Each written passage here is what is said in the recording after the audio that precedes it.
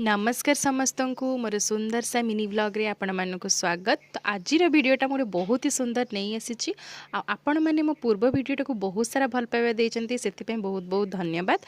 आज देखंतु मो मुढ़ीर रेसिपी नहीं जोटा कि आलू चॉप मो माँ निजे घरे बनई थिले। तो आलू चॉपटा देखंतु आपण मानक देखुची बहुत ही टेस्टी आ मुढ़ी संगे खाइले तो वाह कौन आ कहबी आपण मानक। तापर देखंतु खाई सारला परे मौसा जने आसते परिबा नहीं कि तो माँ जाइला रखापी से मुझे भाविली टी आपण मान सहित सेयार कर दिए आम गाँ को जो आसी मौसा परिबा नहीं कि कौन कौन नहीं कि आसचंती। तो ये देखंतु माँ तो बहुत सारा परिबा रखिला सेटा आपण मानकु मु देखैबी। आउ मौसा जहाँ जहाँ परिबा आनिचंती गाँ रे तो बहुत कम ही आसती लोक।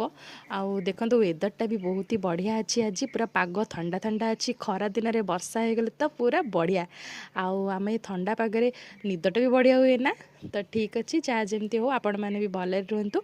आ जो मैंने मोर न्यू सब्सक्राइबर प्लीज़ दयाकोरी मोर टे सब्सक्राइब कर दिंतु, लाइक शेयर भी कर दिंतु। माँ ये सब परिवार रखी तो मुझे सब नहीं घर को गली। आउ दिन बेले खाइया जमा इच्छा है से मुझे बहुत लेट्रे खाइली। तो आज देखो तो मुझे खाऊँ पखाड़ ता सहित पोटल भजा, भिंडी आलू भजा आउ कोली खटा। एगुरा क्या क्या भल लगे निश्चय कमेंट्स रे जनइबे। तो ये सब खाई तो पेट पूरा शांति। आज ब्लॉगटा एतिकी मु रखुची। आपण मानकर भल पाए जमती मते दौरान निश्चय आगु को दिंतु। आगु को मु बहुत ही भल भल वीडियो आनिबी।